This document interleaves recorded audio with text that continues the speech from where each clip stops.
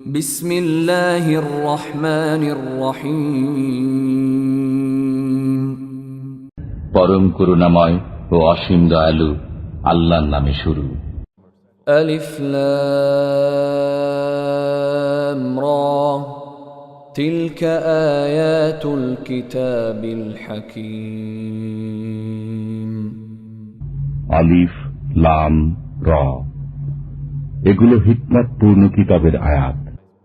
أكان للناس عجبا أن أوحينا إلى رجل منهم أن أنذر الناس وبشر الذين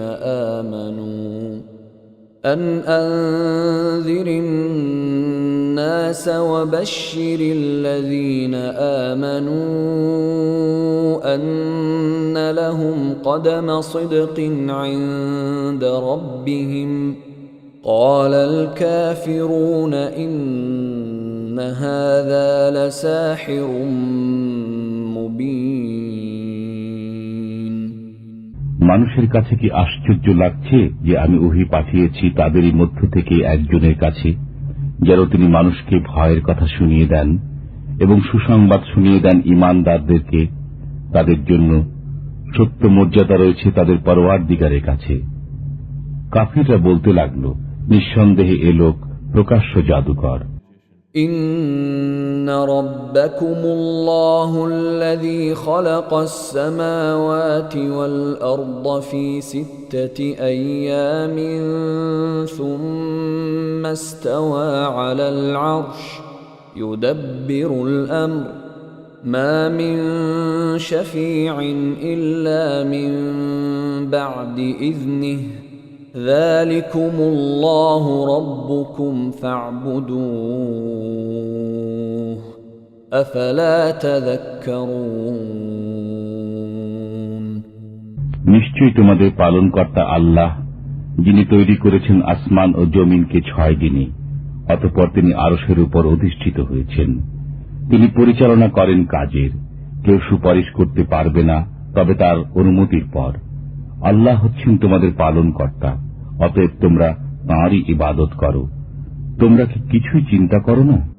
ইলাইহি মারজিউকুম জামিআ ওয়া'দাল্লাহি হাক্কান ইন্নাহু ইয়াবদাউল খালকা সুম্মা ইউঈদুহু লিয়াজজিয়াল্লাযীনা আমানু ওয়া আমিলুস সালিহাতি বিল কিসত والذين كفروا لهم شراب من حميم وعذاب أليم بما كانوا يكفرون তাঁর কাছে ফিরে যেতে হবে তোমাদের সবাইকে। আল্লাহর ওয়াদা সত্য, তিনি সৃষ্টি করেন প্রথমবার, পুনর্বার তৈরি করবেন তাদেরকে বদলা দেওয়ার জন্য, যারা ঈমান এনেছে এবং নেক কাজ করেছে ইনসাফের সাথে। আর যারা কাফির হয়েছে তাদের পান করতে হবে ফুটন্ত পানি এবং ভোগ করতে হবে যন্ত্রণাদায়ক আযাব, এজন্য যে তারা কুফরি করছিল। هو الذي جعل الشمس ضياء والقمر نورا وقدره منازل لتعلموا عدد السنين والحساب ما خلق الله ذلك إلا بالحق يفصل الآيات لقوم يعلمون তিনি সেই মহান সত্তা, যিনি বানিয়েছেন সূর্যকে চমকদার আর চন্দ্রকে আলো হিসেবে, এবং অতঃপর নির্ধারণ করেছেন এবং এর জন্য মঞ্জিল সমূহ, যাতে করে তোমরা চিনতে পারো বছরগুলোর সংখ্যা ও হিসাব। আল্লাহ পাক এই সমস্ত কিছু এমনি বানিয়ে দেননি, কিন্তু তদবিরের সাথে। তিনি প্রকাশ করেন লক্ষণ সমূহ সেই সমস্ত লোকদের জন্য যাদের জ্ঞান আছে। إن في اختلاف الليل والنهار وما خلق الله في السماوات والأرض لآيات لقوم يتقون নিশ্চয়ই রাত দিনের পরিবর্তনের মাঝে এবং যা কিছু তিনি সৃষ্টি করেছেন আসমান ও জমিনে সবই হল নিদর্শন সেসব লোকের জন্য যারা ভয় করে। ইন্নাল্লাযীনা লা ইয়ারজুনা লিকাআনা ওয়া রাদু বিল হায়াতিদ দুনিয়া ওয়া তামাআন্নু বিহা ওয়াল্লাযীনা হুম আন আয়াতিনা গাফিলুন। অবশ্যই যেসব লোক আমার সাক্ষাৎ লাভের আশা রাখে না এবং পার্থিব জীবন নিয়েই উৎফুল্ল রয়েছে তাতেই প্রশান্তি অনুভব করেছে এবং যারা আমার নিদর্শন সমূহ সম্পর্কে বেখবর, উলাইকা মাওয়াহুমুন নার বিমা কানু ইয়াকসিবুন। এমন লোকদের ঠিকানা হল আগুন সেসবের বদলা হিসাবে যা তারা অর্জন করেছিল। ইন্নাল্লাযীনা আমানু ওয়া আমিলুস সালিহাতি ইয়াহদিহিম রাব্বুহুম বিঈমানিহিম তাজরি মিন তাহতিহিমুল আনহারু ফি জান্নাতিন নাঈম। অবশ্য যেসব লোক ঈমান এনেছে এবং সৎ কাজ করেছে তাদেরকে হিদায়াত করবেন তাদের পালনকর্তা তাদের ঈমানের মাধ্যমে। তাদের তলদেশে প্রবাহিত হয় প্রস্রবণ সমূহ সুখময় কাননকুঞ্জে। দাওয়াহুম ফিহা সুবহানাকাল্লাহুম্মা ওয়া তাহিয়্যতুহুম ফিহা সালাম ওয়া আখিরু দাওয়াহুম আনিল হামদুলিল্লাহি রাব্বিল আলামিন। সেখানে তাদের প্রার্থনা হল, পবিত্র তোমার সত্তা হে আল্লাহ, আর শুভেচ্ছা হল সালাম, আর তাদের প্রার্থনার সমাপ্তি হয় সমস্ত প্রশংসা বিশ্বপালক আল্লাহর জন্য বলে। وَلَوْ يُعَجِّلُ اللَّهُ لِلنَّاسِ الشَّرَّ اسْتِعْجَالَهُم بِالْخَيْرِ لَقُضِيَ إِلَيْهِمْ أَجَلُهُمْ فَنَذَرُ الَّذِينَ لَا يَرْجُونَ لِقَاءَنَا فِي طُغْيَانِهِمْ يَعْمَهُونَ। আর যদি আল্লাহ তাআলা মানুষকে যথাশীঘ্র অকল্যাণ পৌঁছে দেন, যত শীঘ্র তারা কল্যাণ কামনা করে, তাহলে তাদের আশাই শেষ করে দিতে হতো। সুতরাং যাদের মনে আমার সাক্ষাতের আশা নেই, আমি তাদেরকে তাদের দুষ্টামিতে ব্যতিব্যস্ত ছেড়ে দিয়ে রাখি। وَإِذَا مَسَّ الْإِنسَانَ الضُّرُّ دَعَانَا لِجَنبِهِ أَوْ قَاعِدًا أَوْ قَائِمًا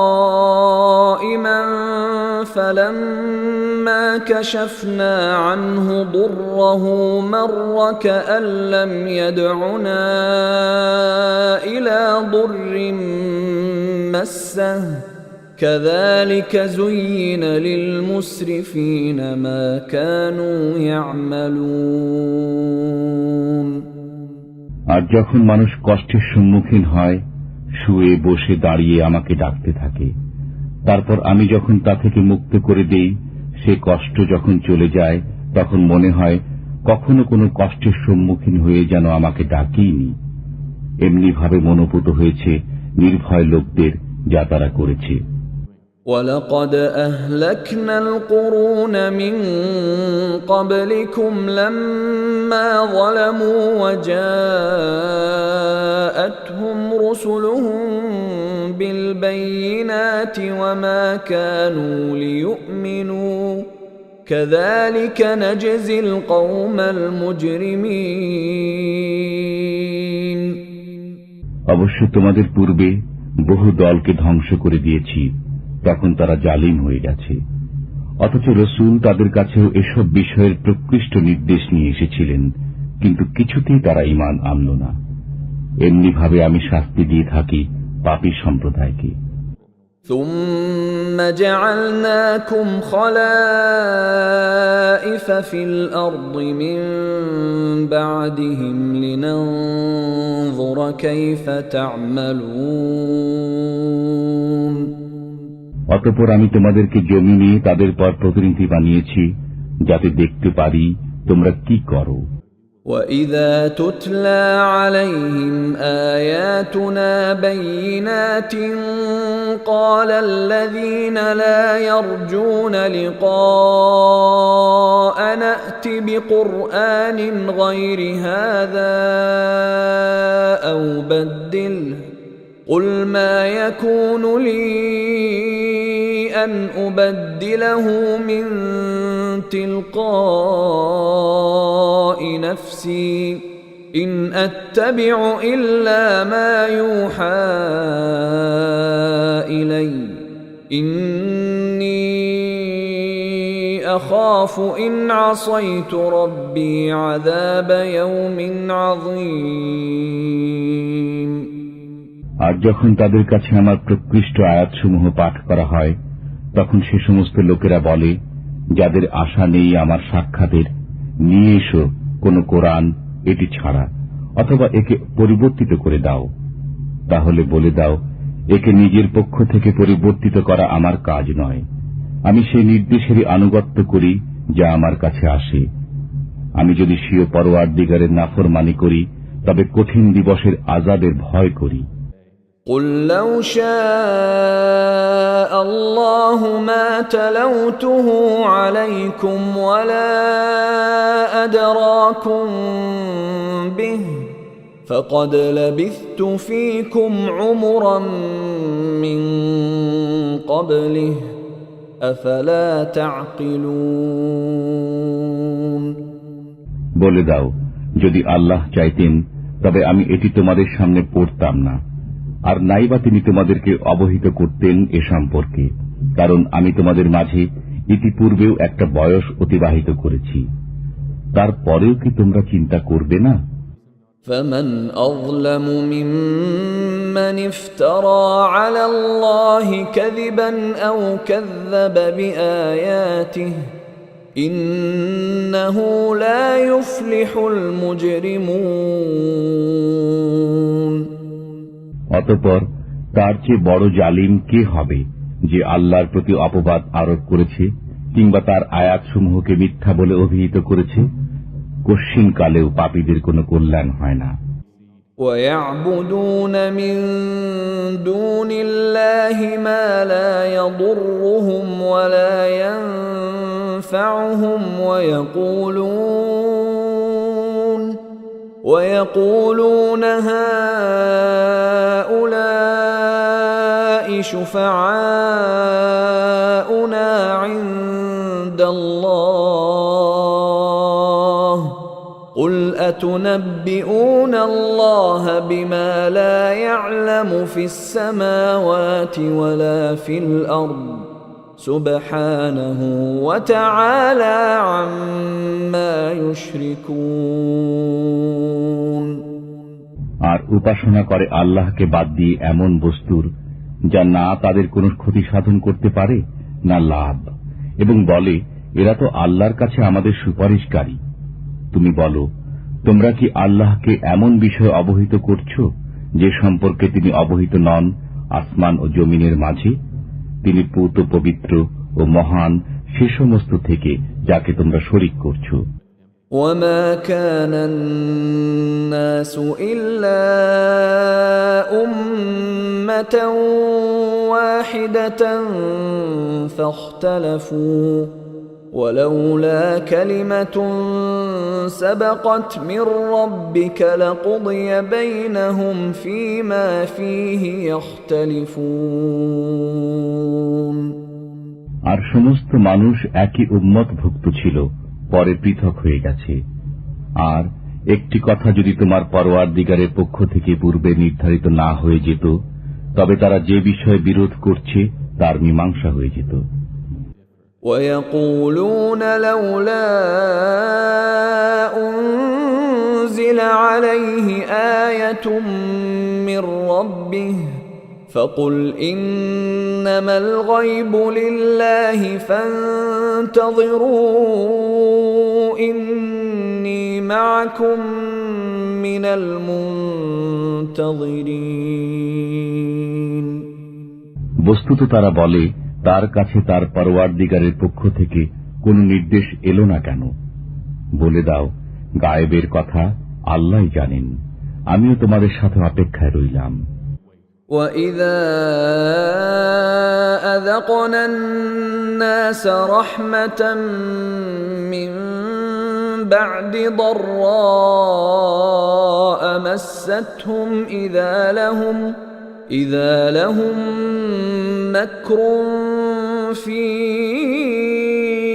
آيَاتِنَا قُلِ اللَّهُ أَسْرَعُ مَكْرًا إِنَّ رُسُلَنَا يَكْتُبُونَ مَا تَمْكُرُونَ। আর যখন আমি আস্বাদন করাই স্বীয় রহমত সে কষ্টের পর যা তাদের ভোগ করতে হয়েছিল, তখনই তারা আমার শক্তিমত্তার মাঝে নানা রকম ছলাকলা তৈরি করতে আরম্ভ করবে। আপনি বলে দিন, আল্লাহ সবচেয়ে দ্রুত কলাকৌশল তৈরি করতে পারেন। নিশ্চয়ই আমাদের ফেরেশতারা লিখে রাখে তোমাদের ছল চাতুরী। هو الذي يسيركم في البر والبحر حتى إذا كنتم في الفلك وجرين بهم بريح طيبة وفرحوا بها جاءتها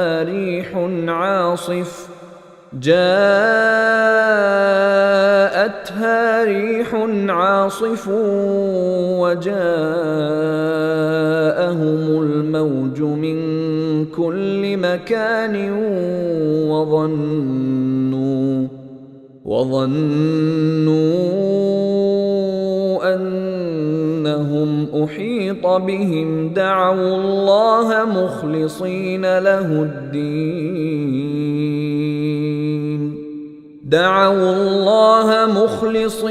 له الدين لئن أنجيتنا من هذه لنكونن من الشاكرين।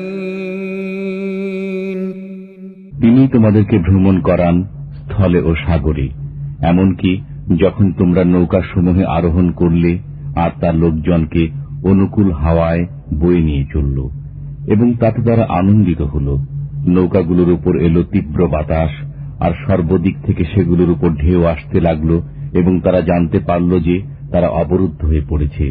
তখন ডাকতে লাগলো আল্লাহকে তার ইবাদতে নিঃস্বার্থ হয়ে, যদি তুমি আমাদেরকে এ বিপদ থেকে উদ্ধার করে তোলো তাহলে নিঃসন্দেহে আমরা কৃতজ্ঞ থাকব। أنجاهم إذا هم يبغون في الأرض بغير الحق يا أيها الناس إنما بغيكم على أنفسكم متاع الحياة الدنيا ثم إلينا مرجعكم فننبئكم بما كنتم تعملون। তারপর যখন তাদেরকে আল্লাহ বাঁচিয়ে দিলেন, তখনই তারা পৃথিবীতে অনাচার করতে লাগল অন্যায়ভাবে। হে মানুষ, শোনো, তোমাদের অনাচার তোমাদেরই উপর পড়বে। পার্থিব জীবনের সুফল ভোগ করে নাও, অতঃপর আমার নিকট প্রত্যাবর্তন করতে হবে, তখন আমি বাতলে দেব যা কিছু তোমরা করতে। إنما مثل الحياة الدنيا كماء أنزلناه من السماء فاختلط به نبات الأرض مما يأكل الناس والأنعام حتى إذا أخذت الأرض زخرفها وزينت وظن أهلها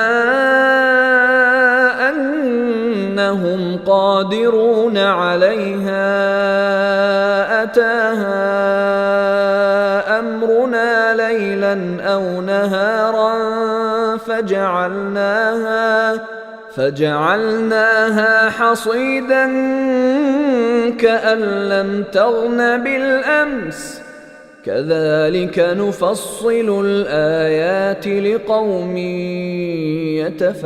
يتفكرون পার্থিব জীবনের উদাহরণ তেমনি, যেমন আমি আসমান থেকে পানি বর্ষণ করলাম, পরে তা মিলিত সংমিশ্রিত হয়ে তা থেকে জমিনের শ্যামল উদ্ভিদ বেরিয়ে এলো, যা মানুষ ও জীবজন্তুরা খেয়ে থাকে।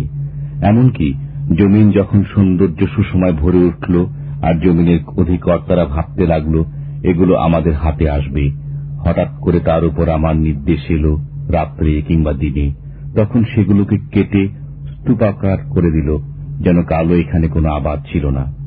এমনি ভাবে আমি খোলাখুলি বর্ণনা করে থাকি নিদর্শন সমূহ সে সমস্ত লোকদের জন্য যারা লক্ষ্য করে। ওয়াল্লাহু ইয়াদউ ইলা দারিস সালাম ওয়া ইয়াহদি মান ইয়াশাউ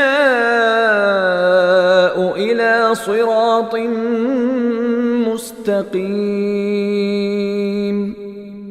আর আল্লাহ শান্তি নিরাপত্তার আলোয়ের প্রতি আহ্বান জানান এবং যাকে ইচ্ছা সরল পথ প্রদর্শন করেন।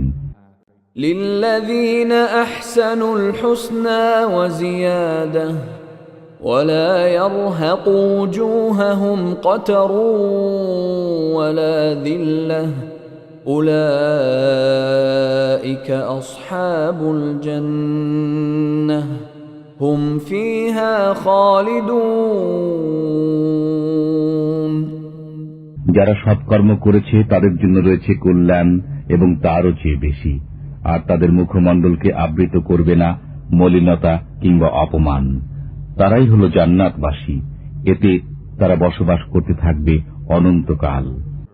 والذين كسبوا السيئات جزاء سيئة بمثلها وترهقهم ذلة ما لهم من الله من عاصم كأنما أغشيت وجوههم قطعا من الليل مظلما أولئك أصحاب النار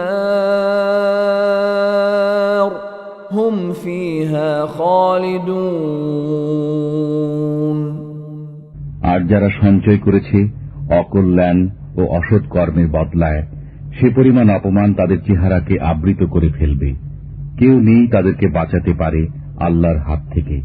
তাদের মুখমণ্ডল যেন ঢেকে দেয়া হয়েছে আঁধার রাতের টুকরা দিয়ে। এরা হল দোজখবাসী, এরা এতেই থাকতে পারবে অনন্তকাল। وَيَوْمَ نَحْشُرُهُمْ جَمِيعًا ثُمَّ نَقُولُ لِلَّذِينَ أَشْرَكُوا مَكَانَكُمْ أَنْتُمْ وَشُرَكَاؤُكُمْ فَزَيَّلْنَا بَيْنَهُمْ وَقَالَ شُرَكَاؤُهُمْ مَا كُنْتُمْ إِيَّانَا تَعْبُدُونَ। আর যেদিন আমি তাদের সবাইকে সমবেত করব, আর যারা শিরক করত তাদেরকে বলবো, তোমরা এবং তোমাদের শরীকরা নিজ নিজ জায়গায় দাঁড়িয়ে যাও। অতঃপর তাদেরকে পারস্পরিক বিচ্ছিন্ন করে দেব। তখন তাদের শরীকরা বলবে, তোমরা তো আমাদের উপাসনা বন্দেগী করনি। فَكَفَى بِاللَّهِ شَهِيدًا بَيْنَنَا وَبَيْنَكُمْ إِن كُنَّا عَنْ عِبَادَتِكُمْ لَغَافِلِينَ। বস্তুত আল্লাহ আমাদের ও তোমাদের মাঝে সাক্ষী হিসেবে যথেষ্ট। আমরা তোমাদের বন্দেগী সম্পর্কে জানতাম না। هُنَالِكَ تَبْلُو كُلُّ نَفْسٍ مَا أَسْلَفَتْ وَرُدُّوا إِلَى اللَّهِ مَوْلَاهُمُ الْحَقِّ وَضَلَّ عَنْهُمْ مَا كَانُوا يَفْتَرُونَ। সেখানে প্রত্যেকে যাচাই করে নিতে পারবে যা কিছু সে ইতিপূর্বে করেছিল এবং আল্লাহর প্রতি প্রত্যাবর্তন করবে, যিনি তাদের প্রকৃত মালিক, আর তাদের কাছ থেকে দূরে যেতে থাকবে যারা মিথ্যা বলত। قُلْ مَنْ يَرْزُقُكُمْ مِنَ السَّمَاءِ وَالْأَرْضِ أَمَّنْ يَمْلِكُ السَّمْعَ وَالْأَبْصَارَ وَمَنْ يُخْرِجُ الْحَيَّ مِنَ الْمَيِّتِ وَيُخْرِجُ الْمَيِّتَ مِنَ الْحَيِّ وَمَنْ يُدَبِّرُ الْأَمْرَ فَسَيَقُولُونَ اللَّهُ فَقُلْ أَفَلَا تَتَّقُونَ তুমি জিজ্ঞেস করো, কে রুজি দান করে তোমাদেরকে আসমান থেকে ও জমিন থেকে, কিংবা কে তোমাদের কান ও চোখের মালিক? তাছাড়া কে জীবিতকে মৃতের ভেতর থেকে বের করেন এবং কেই বা মৃতকে জীবিতের মধ্য থেকে বের করেন? কে করেন কর্ম সম্পাদনের ব্যবস্থাপনা? তখন তারা বলে উঠবে, আল্লাহ। তখন তুমি বলো, তারপরেও ভয় করছো না? فَذَلِكُمُ اللَّهُ رَبُّكُمُ الْحَقُّ فَمَاذَا بَعْدَ الْحَقِّ إِلَّا الضَّلَالُ فَأَنَّى تُصْرَفُونَ অতএব এ আল্লাহই তোমাদের প্রকৃত পালনকর্তা, আর সত্য প্রকাশের পরে উদ্ভ্রান্ত ঘোরার মাঝে কি রয়েছে গোমরাহি ছাড়া? সুতরাং কোথায় ঘুরছো? كَذَلِكَ حَقَّتْ كَلِمَةُ رَبِّكَ عَلَى الَّذِينَ فَسَقُوا أَنَّهُمْ لَا يُؤْمِنُونَ এমনিভাবে স্বপ্রমাণিত হয়ে গেছে তোমার পরওয়ারদিগারের বাণী সেসব নাফরমানের ব্যাপারে যে এরা ঈমান আনবে না। قُلْ هَلْ مِنْ شُرَكَائِكُمْ مَنْ يَبْدَأُ الْخَلْقَ ثُمَّ يُعِيدُهُ قُلِ اللَّهُ يَبْدَأُ الْخَلْقَ ثُمَّ يُعِيدُهُ فَأَنَّى تُؤْفَكُونَ বলো, আছে কি কেউ তোমাদের শরীকের মাঝে যে সৃষ্টিকে পয়দা করতে পারে এবং আবার জীবিত করতে পারে? বলো, আল্লাহই প্রথমবার সৃষ্টি করেন এবং অতঃপর তার পুনরুদ্ভব করবেন। অতএব কোথায় ঘুরপাক খাচ্ছ? قُلْ هَلْ مِنْ شُرَكَائِكُمْ مَنْ يَهْدِي إِلَى الْحَقِّ قُلِ اللَّهُ يَهْدِي لِلْحَقِّ أَفَمَنْ يَهْدِي إِلَى الْحَقِّ أَحَقُّ أَنْ يُتَّبَعَ أَمَّنْ لَا يَهِدِّي إِلَّا أَنْ يُهْدَى فَمَا لَكُمْ كَيْفَ تَحْكُمُونَ জিজ্ঞেস করো, আছে কি কেউ তোমাদের শরীকদের মধ্যে যে সত্য সঠিক পথ প্রদর্শন করবে? বলো, আল্লাহ সত্য সঠিক পথ প্রদর্শন করেন।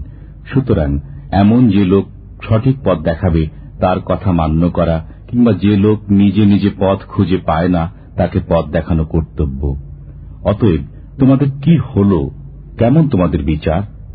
وَمَا يَتَّبِعُ أَكْثَرُهُمْ إِلَّا ظَنًّا إِنَّ الظَّنَّ لَا يُغْنِي مِنَ الْحَقِّ شَيْئًا إِنَّ اللَّهَ عَلِيمٌ بِمَا يَفْعَلُونَ বস্তুত তাদের অধিকাংশই শুধু আন্দাজ অনুমানের উপর চলে, অথচ আন্দাজ অনুমান সত্যের বেলায় কোনো কাজেই আসে না। আল্লাহ ভালো করে জানেন তারা যা কিছু করে। وَمَا كَانَ هَذَا الْقُرْآنُ أَنْ يُفْتَرَى مِنْ دُونِ اللَّهِ وَلَكِنْ تَصْدِيقَ الَّذِي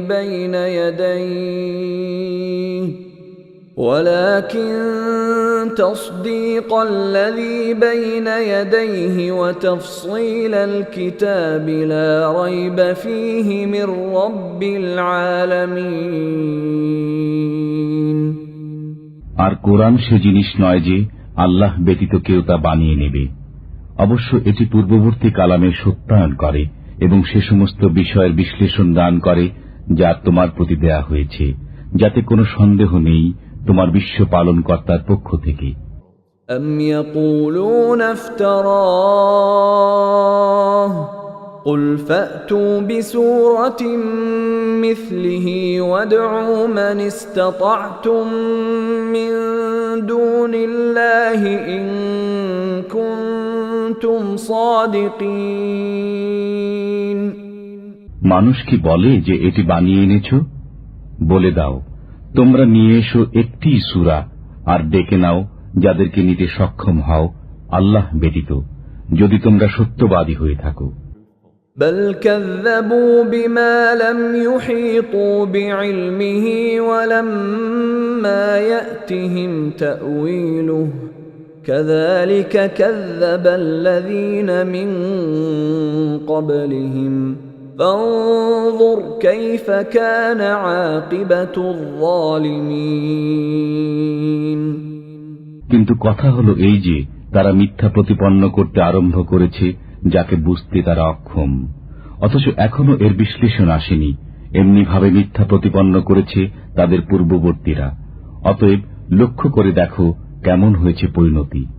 وَمِنْهُمْ مَنْ يُؤْمِنُ بِهِ وَمِنْهُمْ مَنْ لَا يُؤْمِنُ بِهِ وَرَبُّكَ أَعْلَمُ بِالْمُفْسِدِينَ। আর তাদের মধ্যে কেউ কেউ কোরআনকে বিশ্বাস করবে এবং কেউ কেউ বিশ্বাস করবে না। বস্তুত তোমার পরওয়ারদিগার যথার্থই জানেন দুরাচারদেরকে। وَإِن كَذَّبُوكَ فَقُل لِّي عَمَلِي وَلَكُمْ عَمَلُكُمْ أَنتُم بَرِيئُونَ مِمَّا أَعْمَلُ وَأَنَا بَرِيءٌ مِّمَّا تَعْمَلُونَ। আর যদি তোমাকে মিথ্যা প্রতিপন্ন করে তবে বলো, আমার জন্য আমার কর্ম আর তোমাদের জন্য তোমাদের কর্ম। তোমাদের দায় দায়িত্ব নেই আমার কর্মের উপর এবং আমার দায় দায়িত্ব নেই তোমরা যা করো সেজন্য। وَمِنْهُمْ مَنْ يَسْتَمِعُونَ إِلَيْكَ أَفَأَنْتَ تُسْمِعُ الصُّمَّ وَلَوْ كَانُوا لَا يَعْقِلُونَ। তাদের কেউ কেউ কান রাখে তোমাদের প্রতি, তুমি বধিরদেরকে কি শোনাবে যদি তাদের বিবেক বুদ্ধি না থাকে? وَمِنْهُمْ مَنْ يَنْظُرُ إِلَيْكَ أَفَأَنْتَ تَهْدِي الْعُمْيَ وَلَوْ كَانُوا لَا يُبْصِرُونَ।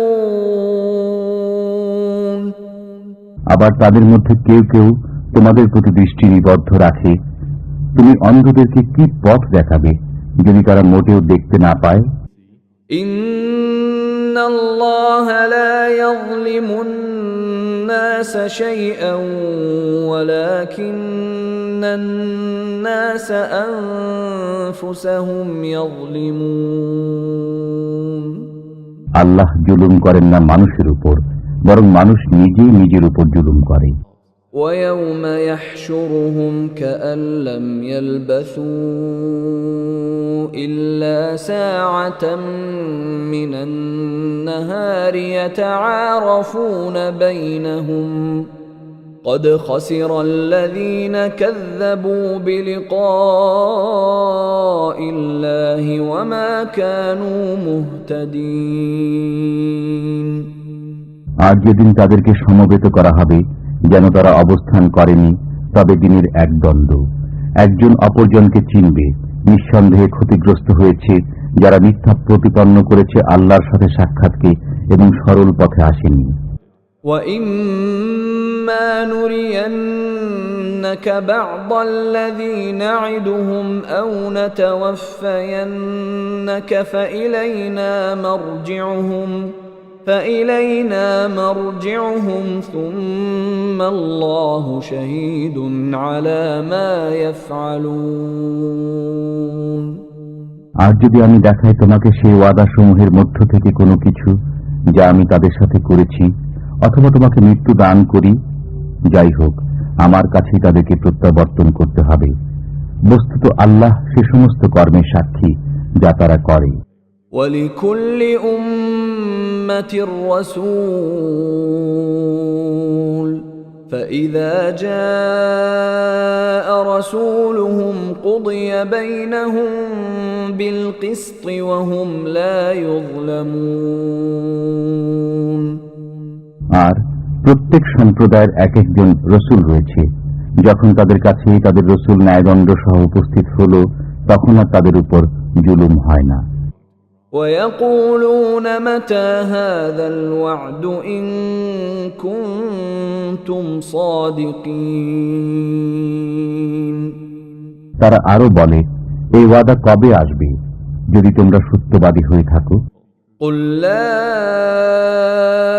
أَمْلِكُ لِنَفْسِي ضَرًّا وَلَا نَفْعًا إِلَّا مَا شَاءَ اللَّهُ لِكُلِّ أُمَّةٍ أَجَلٌ إِذَا جَاءَ أَجَلُهُمْ فَلَا يَسْتَأْخِرُونَ سَاعَةً وَلَا يَسْتَقْدِمُونَ। তুমি বলো, আমি আমার নিজের ক্ষতি কিংবা লাভেরও মালিক নই, কিন্তু আল্লাহ যা ইচ্ছা করেন। প্রত্যেক সম্প্রদায়ের জন্যই এক একটি ওয়াদা রয়েছে।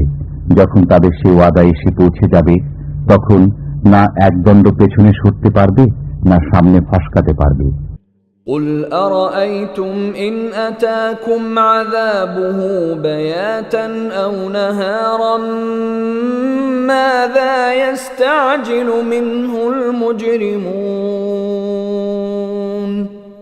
তুমি বলো, আচ্ছা দেখো তো দেখি, যদি তোমাদের উপর তার আযাব রাতারাতি অথবা দিনের বেলা এসে পৌঁছে যায়, তবে এর আগে পাপীরা কি করবে? أَثُمَّ إِذَا مَا وَقَعَ آمَنْتُمْ بِهِ الْآنَ وَقَدْ كُنْتُمْ بِهِ تَسْتَعْجِلُونَ। তাহলে কি আযাব সংঘটিত হয়ে যাবার পর এর প্রতি বিশ্বাস করবে? এখন স্বীকার করলে, অথচ তোমরা এরই তাগাদা করতে। ثُمَّ قِيلَ لِلَّذِينَ ظَلَمُوا ذُوقُوا عَذَابَ الْخُلْدِ هَلْ تُجْزَوْنَ إِلَّا بِمَا كُنتُمْ تَكْسِبُونَ। অতঃপর বলা হবে গুনাহগারদেরকে, ভোগ করতে থাকো অনন্ত আযাব, তোমরা যা কিছু করতে তার তাই প্রতিফল। وَيَسْتَنبِئُونَكَ أَحَقٌّ هُوَ قُلْ إِي وَرَبِّي إِنَّهُ لَحَقٌّ وَمَا أَنْتُمْ بِمُعْجِزِينَ। আর তোমার কাছে সংবাদ জিজ্ঞেস করে, এটা কি সত্য?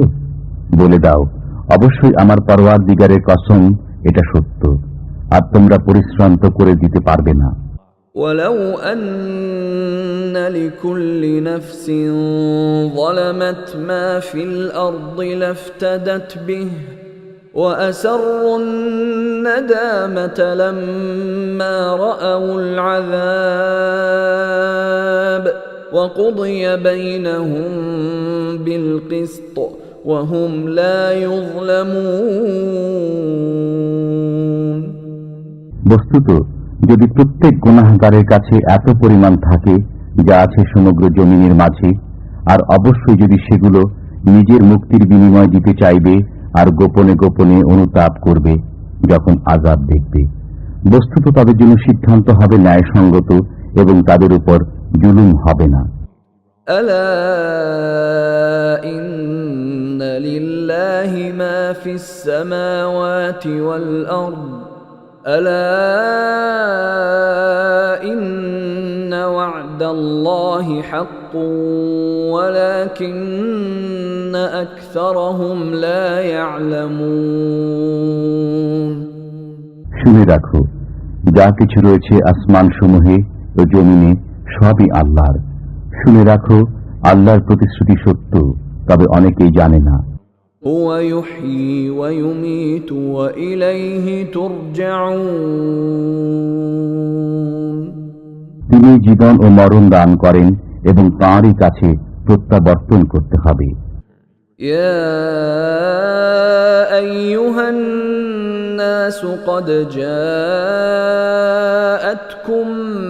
موعظة من ربكم وشفاء لما في الصدور وهدى ورحمة للمؤمنين হে মানবকুল, তোমাদের কাছে উপদেশ বানিয়ে এসেছে তোমাদের পরওয়ারদিগারের পক্ষ থেকে, এবং অন্তরের রোগের নিরাময়, হেদায়েত ও রহমত মুসলমানদের জন্য।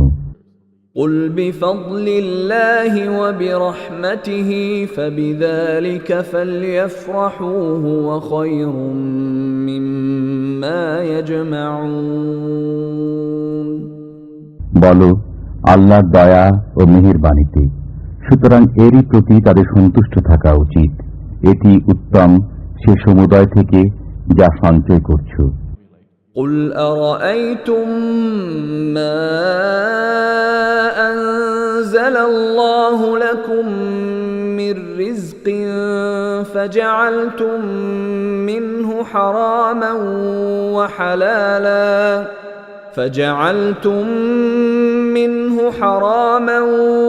وحلالا قل الله أذن لكم أم على الله تفترون বলো, আচ্ছা, নিজেই লক্ষ্য করে দেখো, যা কিছু আল্লাহ তোমাদের জন্য রিজিক হিসাবে অবতীর্ণ করেছেন, তোমরা সেগুলোর মধ্য থেকে কোনটাকে হারাম আর কোনটাকে হালাল সাব্যস্ত করছো। বলো, তোমাদেরকে কি আল্লাহ নির্দেশ দিয়েছেন, নাকি আল্লাহর উপর অপবাদ আরোপ করছো? وما ظن الذين يفترون على الله الكذب يوم القيامة إن الله لذو فضل على الناس ولكن أكثرهم لا يشكرون আর আল্লাহর প্রতি মিথ্যা অপবাদ আরোপকারীদের কি ধারণা কিয়ামত সম্পর্কে? আল্লাহ তো মানুষের প্রতি অনুগ্রহই করেন, কিন্তু অনেকেই কৃতজ্ঞতা স্বীকার করে না। وما تكون في شأن وما تتلو منه من قرآن ولا تعملون من عمل إلا كنا عليكم شهودا إذ تفيضون فيه وما يعزب عن ربك من مثقال ذرة في الأرض ولا في السماء ولا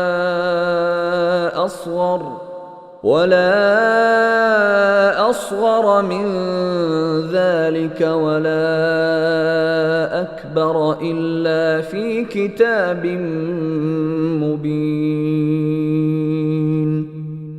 বস্তুত যে কোনো অবস্থাতেই তুমি থাকো এবং কোরআনের যে কোনো অংশ থেকে পাঠ করো কিংবা যে কোনো কাজই তোমরা করো, অথচ আমি তোমাদের নিকটে উপস্থিত থাকি যখন তোমরা তাতে আত্মনিয়োগ করো। আর তোমার পরওয়ারদিগার থেকে গোপন থাকে না একটি কণাও জমিনের এবং না আসমানের, না এর চেয়ে ক্ষুদ্র কোনো কিছু আছে, না বড়, যা এই প্রকৃষ্ট কিতাবে নেই। ألا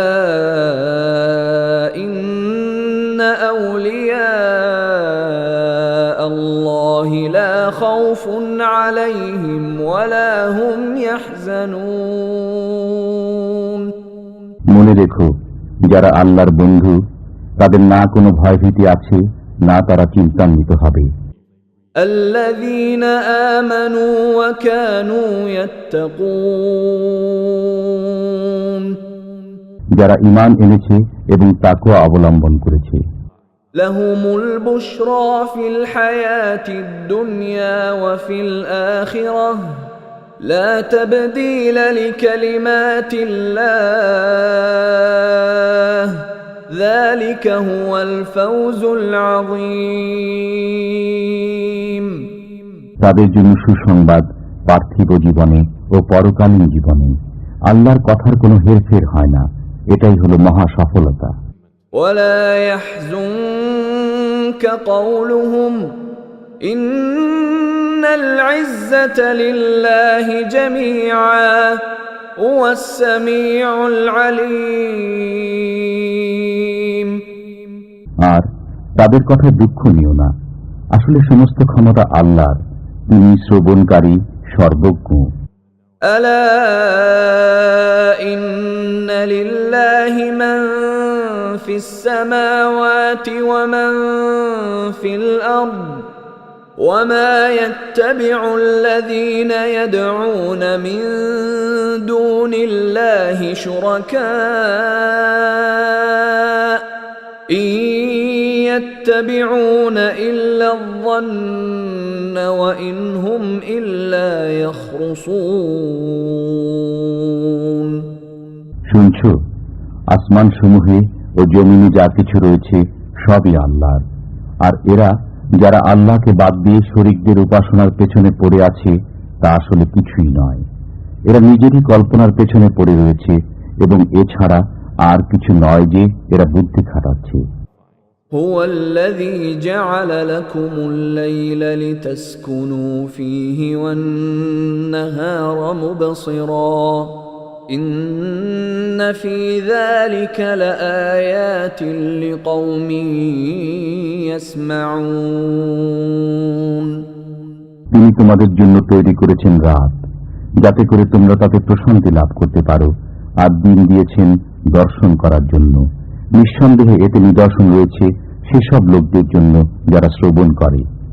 قالوا اتخذ الله ولدا سبحانه هو الغني له ما في السماوات وما في الأرض إن عندكم من سلطان بهذا أتقولون على الله ما لا تعلمون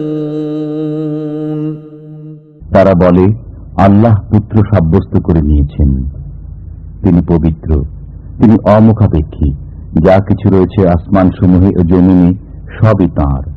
তোমাদের কাছে তার কোনো সনদ নেই, কেন তোমরা আল্লাহর প্রতি মিথ্যারোপ করো যার কোনো সনদই তোমাদের কাছে নেই?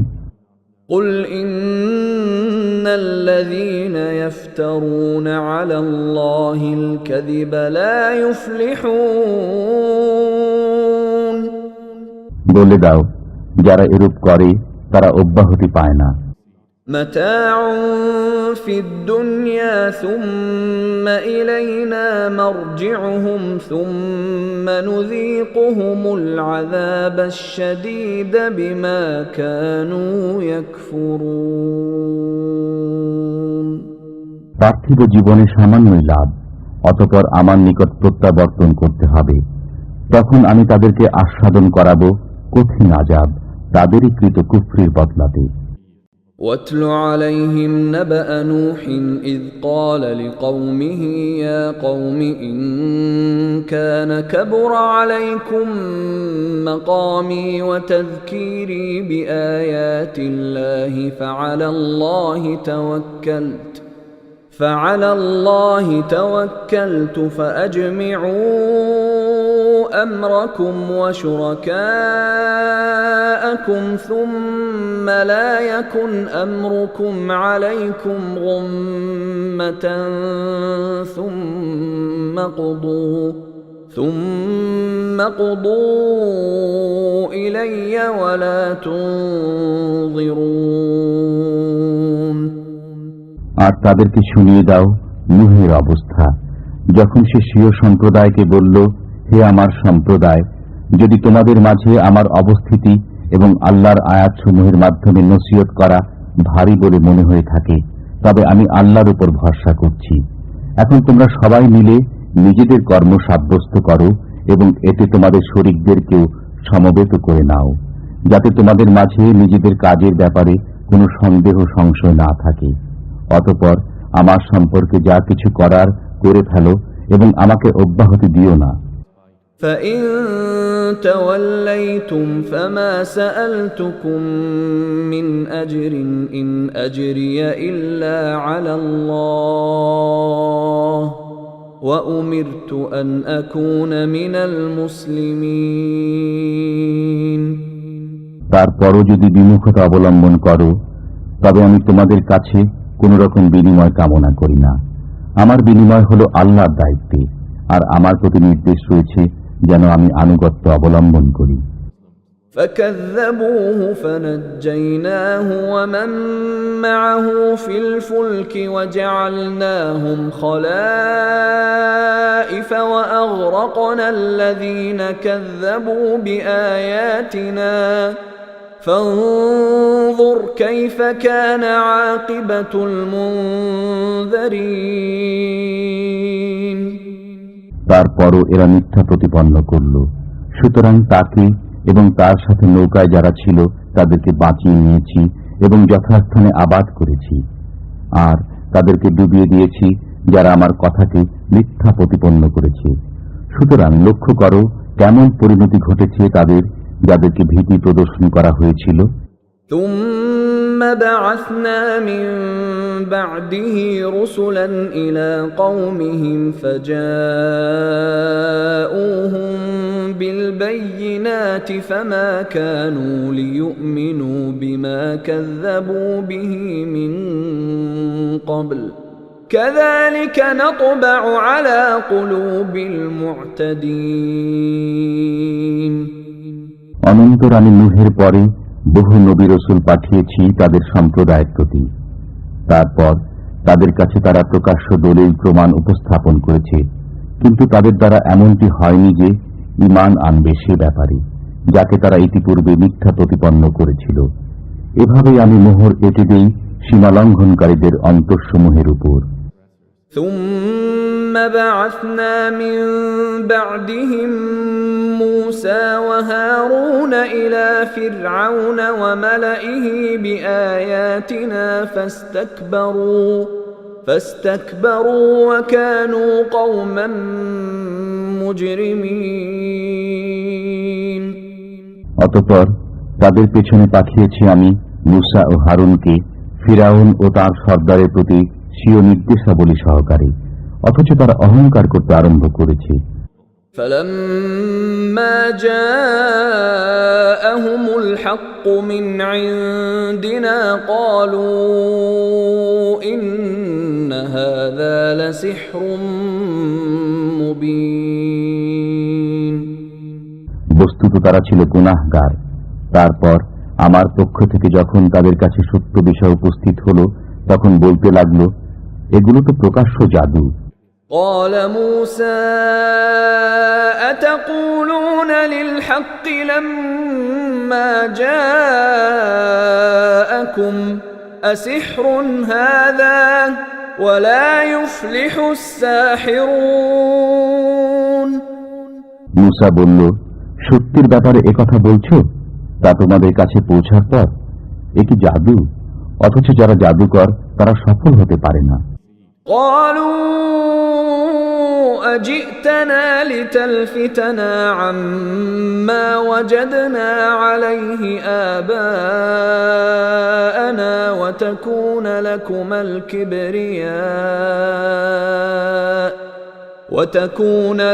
الكبرياء في الأرض وما نحن لكما بمؤمنين। তারা বলল, তুমি কি আমাদেরকে সে পথ থেকে ফিরিয়ে দিতে এসেছ যাতে আমরা পেয়েছি আমাদের বাপ দাদাদেরকে, আর যাতে তোমরা দুইজন এদেশের সর্দারি পেয়ে যেতে পারো? আমরা তোমাদেরকে কিছুতেই মানব না। وقال فرعون ائتوني بكل ساحر عليم। আর ফিরাউন বলল, আমার কাছে নিয়ে এসো সুদক্ষ জাদুকরদেরকে। فلما جاء السحرة قال لهم موسى ألقوا ما أنتم ملقون। তারপর যখন জাদুকররা এলো মুসা তাদেরকে বলল, নিক্ষেপ করো, তোমরা যা কিছু নিক্ষেপ করে থাকো। فلما ألقوا قال موسى ما جئتم به السحر إن الله سيبطله إن الله لا يصلح عمل المفسدين। তারপর যখন তারা নিক্ষেপ করল, মুসা বলল, যা কিছু তোমরা এনেছো তা সবই জাদু, এবার আল্লাহ এসব ভণ্ডুল করে দিচ্ছেন। নিঃসন্দেহে আল্লাহ দুষ্কর্মীদের কর্মকে সুষ্ঠুতা দান করেন না। ويحق الله الحق بكلماته ولو كره المجرمون। আল্লাহ সত্যকে সত্যে পরিণত করেন স্বীয় নির্দেশে, যদিও পাপীদের তা মনোপুত নয়। فما آمن لموسى إلا ذرية من قومه على خوف من فرعون وملئهم أن يفتنهم وَإِنَّ فِرْعَوْنَ لَعَالٍ فِي الْأَرْضِ وَإِنَّهُ لَمِنَ الْمُسْرِفِينَ। আর কেউ ঈমান আনল না মুসার প্রতি তার কওমের কতিপয় বালক ছাড়া। ফিরাউন ও তার সর্দারে ভয়ে যে এরা না আবার কোনো বিপদে ফেলে দেয়। ফিরাউন যে সময় কর্তৃত্বের শিখরে আরোহণ করেছিল আর সে তার হাত ছেড়ে রেখেছিল। وقال موسى يا قوم إن كنتم آمنتم بالله فعليه توكلوا إن كنتم مسلمين।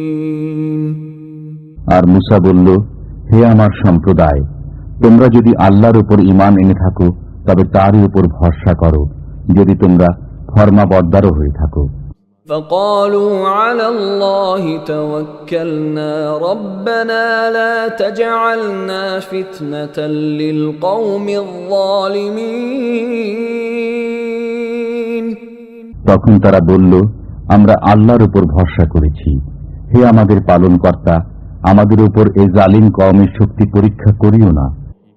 ونجنا برحمتك من القوم الكافرين।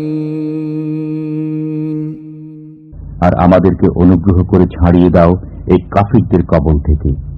وأوحينا إلى موسى وأخيه أن تبوأ لقومكما بمصر بيوتا واجعلوا بيوتكم قبلة وأقيموا الصلاة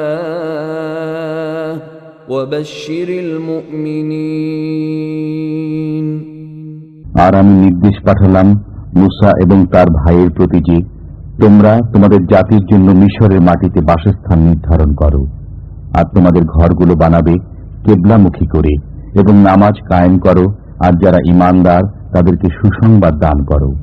وقال موسى ربنا إنك آتيت فرعون وملأه زينة وأموالا في الحياة الدنيا ربنا ليضلوا عن سبيلك ربنا اطمس على أموالهم واشدد على قلوبهم فلا يؤمنوا حتى يروا العذاب الأليم। মুসা বলল, হে আমার পরওয়ারদিগার, তুমি ফিরাউনকে এবং তার সর্দারদেরকে পার্থিব জীবনের আড়ম্বর দান করেছ এবং সম্পদ দান করেছ। হে আমার পরওয়ারদিগার, এজন্য যে তারা তোমার পথ থেকে বিপদগামী করবে। হে আমার পরওয়ারদিগার, তাদের ধন সম্পদ ধ্বংস করে দাও এবং তাদের অন্তরগুলোকে কঠোর করে দাও, যাতে করে তারা ততক্ষণ পর্যন্ত ঈমান না আনে যতক্ষণ না বেদনাদায়ক আযাব প্রত্যক্ষ করে নেয়। قال قد أجيبت دعوتكما فاستقيما ولا تتبعان سبيل الذين لا يعلمون বললেন, তোমাদের দোয়া মঞ্জুর হয়েছে, অতএব তোমরা দুজন অটল থাকো এবং তাদের পথে চলো না যারা অজ্ঞ। وجاوزنا ببني إسرائيل البحر فأتبعهم فرعون وجنوده بغيا وعدوا حتى إذا أدركه الغرق قال آمنت أنه لا إله إلا الذي آمنت به بنو إسرائيل وأنا من المسلمين আর বনী ইসরায়েলকে আমি পার করে দিয়েছি নদী, তারপর তাদের পশ্চাৎবাধন করেছি ফিরাউন ও তার সেনাবাহিনী দুরাচার ও বাড়াবাড়ির উদ্দেশ্যে। এমনকি যখন তারা ডুবতে আরম্ভ করল তখন বলল, এবার বিশ্বাস করে নিচ্ছি যে কোনো মাবুদ নেই তাকে ছাড়া, যার উপর ঈমান এনেছে বনী ইসরায়েলরা। বস্তুত আমিও তাঁরই অনুগতদের অন্তর্ভুক্ত। الآن وقد عصيت قبل وكنت من المفسدين এখনই কথা বলছো, অথচ তুমি ইতিপূর্বে নাফরমানি করেছিলে এবং পথভ্রষ্টদেরই অন্তর্ভুক্ত ছিলে। فاليوم ننجيك ببدنك لتكون لمن خلفك آية وإن كثيرا من الناس عن آياتنا لغافلون অতএব আজকের দিনে বাঁচিয়ে দিচ্ছি আমি তোমার দেহকে, যাতে তোমার পশ্চাৎবর্তীদের জন্য নিদর্শন হতে পারে, আর নিঃসন্দেহে বহু লোক আমার মহাশক্তির প্রতি লক্ষ্য করে না। وَلَقَدْ بَوَّأْنَا بَنِي إِسْرَائِيلَ مُبَوَّأَ صِدْقٍ وَرَزَقْنَاهُم مِّنَ الطَّيِّبَاتِ فَمَا اخْتَلَفُوا حَتَّى جَاءَهُمُ الْعِلْمُ إِنَّ رَبَّكَ يَقْضِي بَيْنَهُمْ يَوْمَ الْقِيَامَةِ فِيمَا كَانُوا فِيهِ يَخْتَلِفُونَ আর আমি বনী ইসরায়েলদেরকে দান করেছি উত্তম স্থান এবং তাদেরকে আহার্য দিয়েছি পবিত্র পরিচ্ছন্ন বস্তু সামগ্রী। বস্তুত তাদের মধ্যে মতবিরোধ হয়নি যতক্ষণ না তাদের কাছে এসে পৌঁছেছে সংবাদ। নিঃসন্দেহে তোমার পরওয়ারদিগার তাদের মাঝে মীমাংসা করে দেবেন কিয়ামতের দিন যে ব্যাপারে তাদের মাঝে মতবিরোধ হয়েছিল। فَإِن كُنتَ فِي شَكٍّ مِّمَّا أَنزَلْنَا إِلَيْكَ فَاسْأَلِ الَّذِينَ يَقْرَؤُونَ الْكِتَابَ مِن قَبْلِكَ لقد جاءك الحق من ربك فلا تكونن من الممترين সুতরাং তুমি যদি সে বস্তু সম্পর্কে কোনো সন্দেহের সম্মুখীন হয়ে থাকো যা তোমার প্রতি আমি নাজিল করেছি, তবে তাদেরকে জিজ্ঞেস করো যারা তোমার পূর্ব থেকে কিতাব পাঠ করছে। এতে কোনো সন্দেহ নেই যে তোমার পরওয়ারদিগারের নিকট থেকে তোমার নিকট সত্য বিষয় এসেছে, কাজী তুমি কশ্চিনকালেও সন্দেহকারী হয়ো না।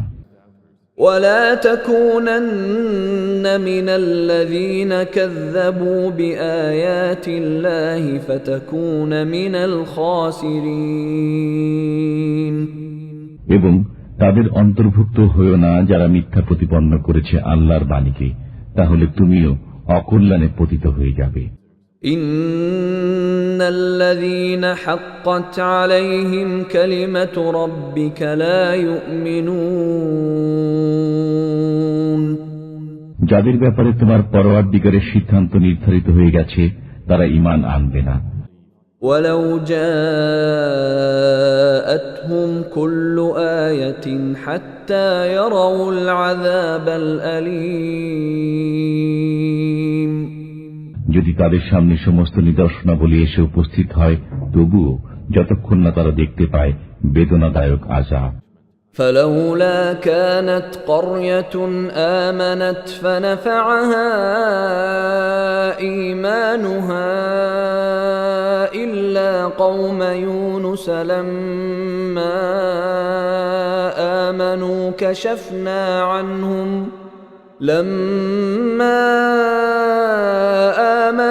كشفنا عنهم عذاب الخزي في الحياة الدنيا ومتعناهم إلى حين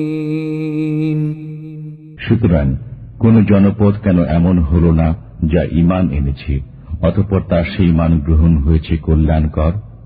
অবশ্য ইউনূসের সম্প্রদায়ের কথা আলাদা। তারা যখন ঈমান আনে তখন আমি তুলে নেই তাদের উপর থেকে অপমানজনক আযাব পার্থিব জীবনে এবং তাদেরকে কল্যাণ পৌঁছাই এক নির্ধারিত সময় পর্যন্ত। وَلَوْ شَاءَ رَبُّكَ لَآمَنَ مَن فِي الْأَرْضِ كُلُّهُمْ جَمِيعًا أَفَأَنْتَ تُكْرِهُ النَّاسَ حَتَّى يَكُونُوا مُؤْمِنِينَ আর তোমার পরওয়ারদিগার যদি চাইতেন তবে পৃথিবীর বুকে যারা রয়েছে তাদের সবাই ঈমান নিয়ে আসত সমবেতভাবে। তুমি কি মানুষের উপর জবরদস্তি করবে ঈমান আনার জন্য? وَمَا كَانَ لِنَفْسٍ أَن تُؤْمِنَ إِلَّا بِإِذْنِ اللَّهِ وَيَجْعَلُ الرِّجْسَ عَلَى الَّذِينَ لَا يَعْقِلُونَ আর কারো ঈমান আনা হতে পারে না যতক্ষণ না আল্লাহর হুকুম হয়। পক্ষান্তরে তিনি অপবিত্রতা আরোপ করেন যারা বুদ্ধি প্রয়োগ করে না তাদের উপর। قُلِ انظُرُوا مَاذَا فِي السَّمَاوَاتِ وَالْأَرْضِ وَمَا تُغْنِي الْآيَاتُ وَالنُّذُرُ عَن قَوْمٍ لَّا يُؤْمِنُونَ তাহলে আপনি বলে দিন, চেয়ে দেখো তো আসমানসমূহে ও জমিনে কি রয়েছে, আর কোন নিদর্শন এবং কোন ভীতি প্রদর্শনী কোন কাজে আসে না সেসব লোকের জন্য যারা মান্য করে না। فَهَلْ يَنتَظِرُونَ إِلَّا مِثْلَ أَيَّامِ الَّذِينَ خَلَوْا مِن قَبْلِهِمْ قُلْ فَانتَظِرُوا إِنِّي مَعَكُمْ مِنَ الْمُنتَظِرِينَ সুতরাং এখন আর এমন কিছু নেই যার অপেক্ষা করবে, কিন্তু সেসব দিনের মতোই দিন যা অতীত হয়ে গেছে এর পূর্বে। আপনি বলুন, এখন পথ দেখো, আমিও তোমাদের সাথে পথ চেয়ে রইলাম। ثُمَّ نُنَجِّي رُسُلَنَا وَالَّذِينَ آمَنُوا كَذَلِكَ حَقًّا عَلَيْنَا نُنْجِي الْمُؤْمِنِينَ অতঃপর আমি বাঁচিয়ে নেই নিজের রাসূলগণকে এবং তাদেরকে যারা ঈমান এনেছে এমনি ভাবে। ঈমানদারদের বাঁচিয়ে নেয়া আমার দায়িত্ব বটে। قُلْ يَا أَيُّهَا النَّاسُ إِن كُنتُمْ فِي شَكٍّ مِّن دِينِي فَلَا أَعْبُدُ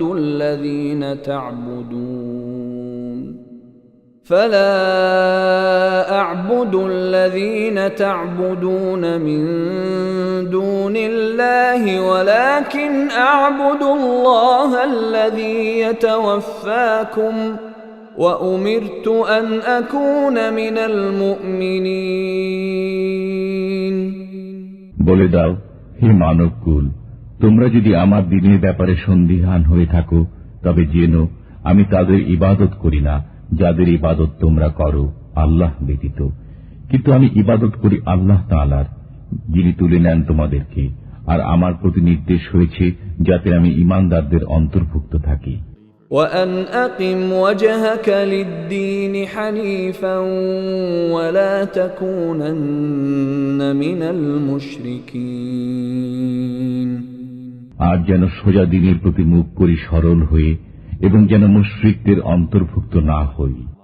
ولا تدع من دون الله ما لا ينفعك ولا يضرك فإن فعلت فإنك إذا من الظالمين আর নির্দেশ হয়েছে আল্লাহ ব্যতীত এমন কাউকে ডাকবে না যে তোমার ভালো করবে না মন্দও করবে না। বস্তুত তুমি যদি এমন কাজ করো তাহলে তখন তুমিও জালিমদের অন্তর্ভুক্ত হয়ে যাবে। وَإِن يَمْسَسْكَ اللَّهُ بِضُرٍّ فَلَا كَاشِفَ لَهُ إِلَّا هُوَ وَإِن يُرِدْكَ بِخَيْرٍ فَلَا رَادَّ لِفَضْلِهِ يُصِيبُ بِهِ مَن يَشَاءُ مِنْ عِبَادِهِ وَهُوَ الْغَفُورُ الرَّحِيمُ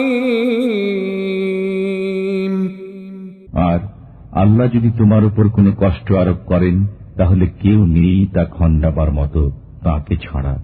পক্ষান্তরে যদি তিনি কিছু কল্যাণ দান করেন তবে তার মেহেরবানীকে রহিত করার মতো কেউ নেই।